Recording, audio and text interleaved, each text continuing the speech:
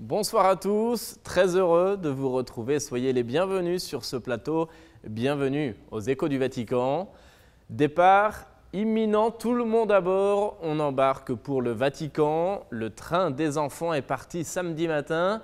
Il transportait près de 500 enfants de la banlieue de Milan et Rome. Ils ont débarqué en gare du Vatican pour une rencontre avec le pape. Un moment festif, rythmé notamment par un temps de questions-réponses. On regarde un résumé.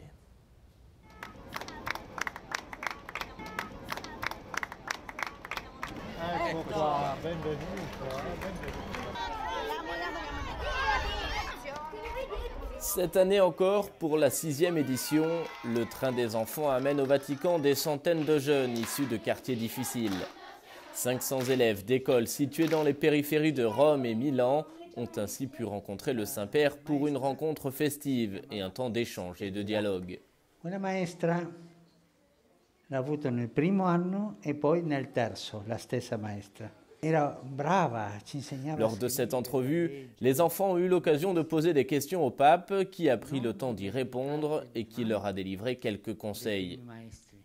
N'oubliez jamais vos professeurs, leur a dit le Saint-Père. N'oubliez jamais vos écoles parce que là sont les racines de votre culture et avoir des racines vous aidera à porter du fruit. Io non devo essere sradicato, cioè senza radici. E per questo ricordare la scuola, il maestro, sempre nella vita ci aiuterà. Pour cette rencontre, chaque enfant issu de quartiers sensibles avait apporté des dessins et des maquettes représentant leur quartier idéal, souvent avec plus de verdure et moins de bruit. Comme chaque année depuis 2013, l'initiative Train des enfants est organisée par le Conseil pontifical pour la culture.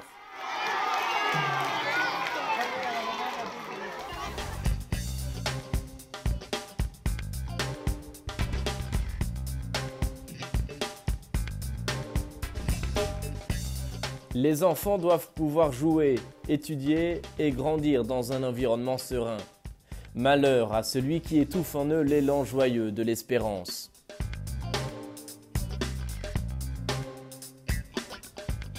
Et dans la même journée, le Saint-Père rencontrait cette fois-ci les responsables mondiaux de l'énergie et des représentants de grands groupes pétroliers. Lors de cette entrevue, le pape les a exhortés à combattre la pollution, à éradiquer la pauvreté et puis à promouvoir l'équité sociale. On écoute un résumé de cette rencontre. La civilisation a besoin d'énergie, mais son utilisation ne doit pas détruire la civilisation.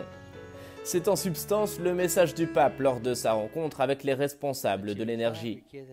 Dans son discours, le Saint-Père s'est appuyé sur son encyclique Laudato Si pour insister sur la nécessité de garantir l'énergie pour tous, mais avec des méthodes respectueuses de l'environnement. La qualité de l'air, le niveau des mers, les réserves d'eau douce, le climat et l'équilibre des écosystèmes sont toujours influencés par la manière dont les êtres humains remplissent leur soif d'énergie, malheureusement avec de fortes inégalités, a observé le pape. Il est donc nécessaire de mettre en place une stratégie globale sur le long terme qui offre une sécurité énergétique, favorise la stabilité économique et protège la santé et l'environnement. Ce dimanche, comme à chaque fois, le Saint-Père récitait la traditionnelle prière de l'Angélus. Dans sa réflexion, place Saint-Pierre devant des milliers de fidèles, le pape s'est appuyé sur l'évangile du jour. Il revient sur deux types d'incompréhension auxquels Jésus est confronté. On écoute un résumé de sa réflexion. Cari fratelli e sorelle, buongiorno. Inspiré de l'évangile du jour, le Saint-Père, lors de l'Angélus, évoque deux incompréhensions auxquelles Jésus est confronté. La première, c'est celle des scribes, et elle est pernicieuse car ces experts de la loi et des Écritures sont envoyés pour discréditer Jésus aux yeux de tous. Voilà pourquoi ils vont jusqu'à l'accuser d'être possédé par le démon.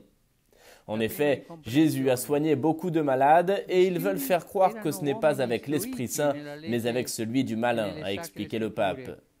Jésus se défend et rétorque que ces scribes blasphèment, peut-être sans le savoir, commettant ainsi l'unique péché impardonnable, parce qu'il part d'une fermeture du cœur à la miséricorde de Dieu qui agit en Jésus.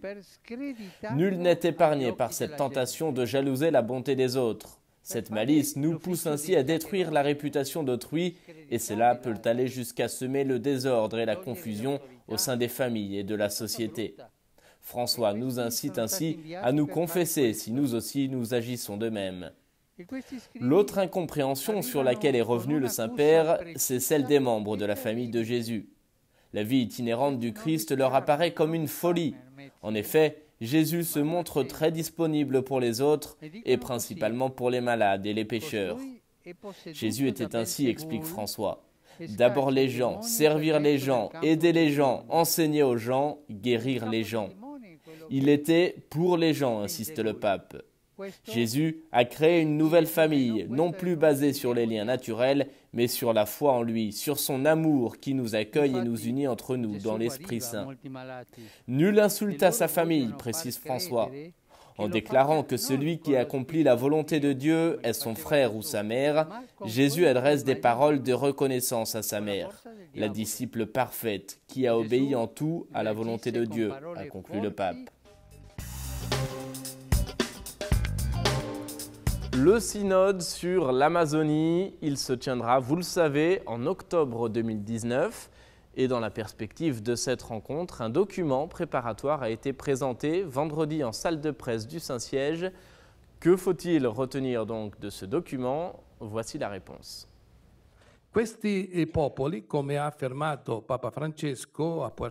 C'est en salle de presse du Saint-Siège vendredi qu'a été présenté le document préparatoire pour le synode sur l'Amazonie.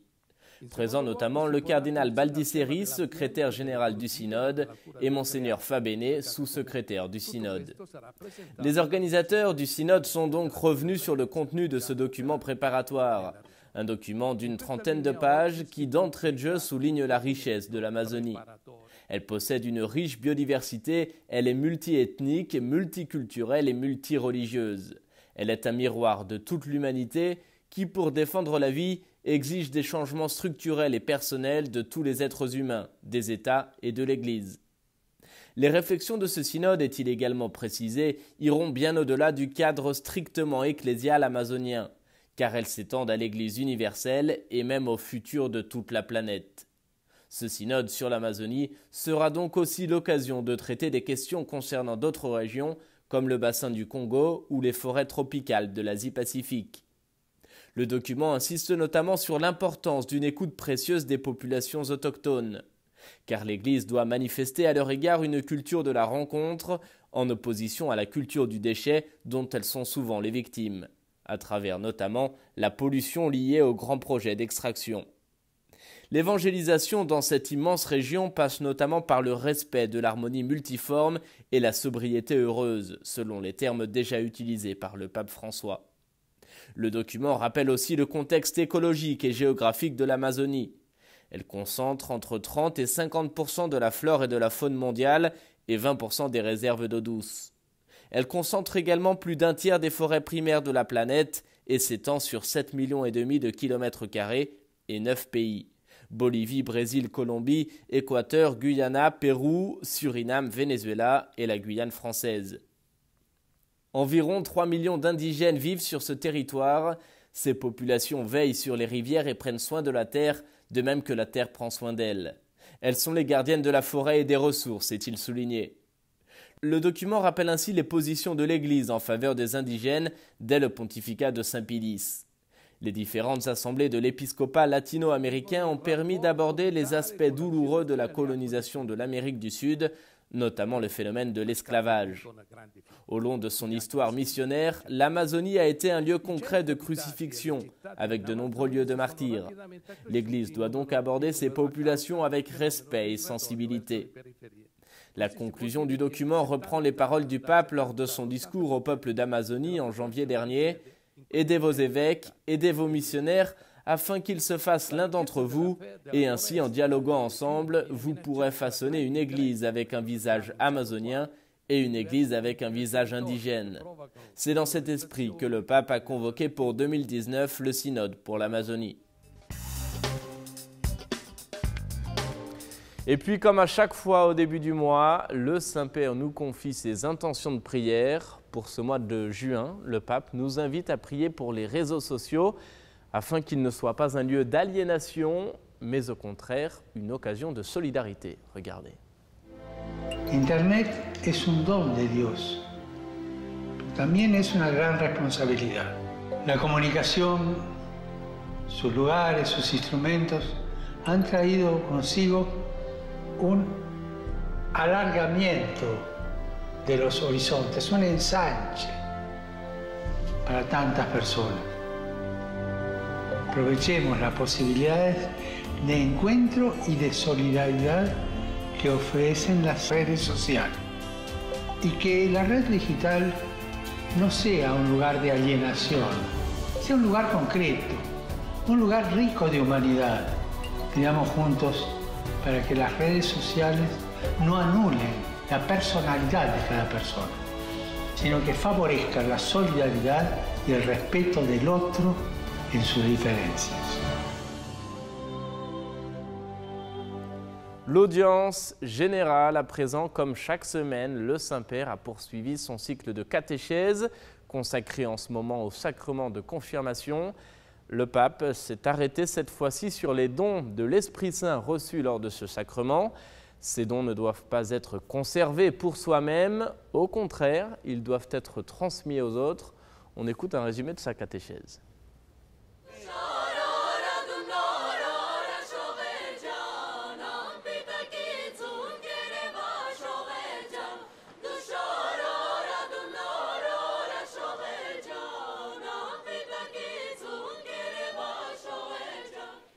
Frères et sœurs, avec la confirmation, nous reconnaissons que le don de l'Esprit Saint nous porte à devenir, à notre tour, un don pour les autres, à nous décentrer de notre « je » pour nous ouvrir au « nous » de la communauté chrétienne, ainsi qu'au bien de la société dans laquelle nous vivons.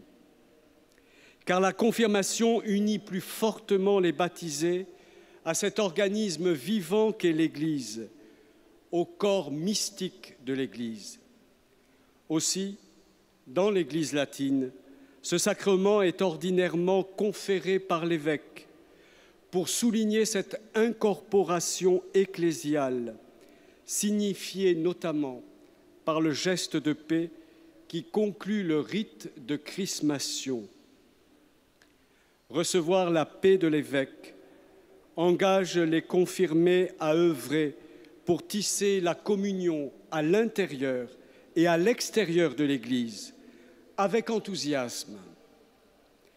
Car l'esprit est créatif et non pas répétitif. Ces dons suscitent la symphonie et non pas la monotonie. Ainsi, si la confirmation se reçoit une seule fois, nous n'en finirons jamais d'accomplir la mission de répandre partout le bon parfum d'une vie sainte, inspirée par la simplicité de l'Évangile. Personne, en effet, ne reçoit ce sacrement pour lui-même, mais bien plutôt pour contribuer à la croissance spirituelle des autres. Alors, n'opposons pas de résistance au vent qui souffle pour nous pousser à avancer en liberté et n'étouffons pas le feu de la charité qui nous porte à consumer notre vie pour Dieu et pour les autres.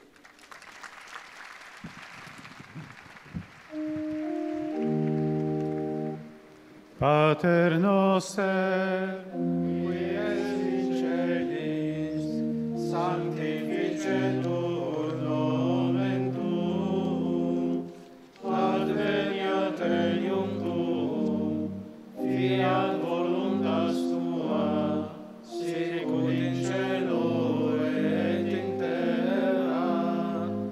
Panem nostrum quotidianum da nobis hodie, et dimitte nobis de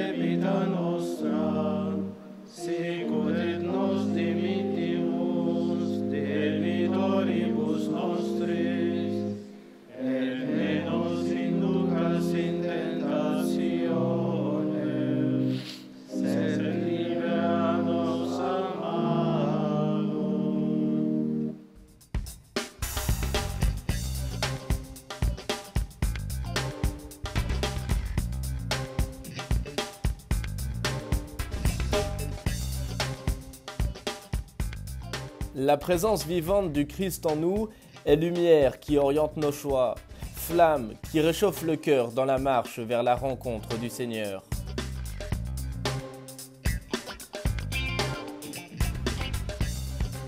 C'est la fin de cette émission, merci de l'avoir suivi. Je vous propose maintenant de nous quitter en musique. Il s'agit de l'hymne officiel des prochaines Journées mondiales de la jeunesse. Ce sera au Panama en 2019. La version anglaise vient de sortir, on l'écoute ensemble, profitez-en. Je vous souhaite une très belle soirée et on se retrouve la semaine prochaine, même heure, même endroit, pour de nouveaux échos du Vatican.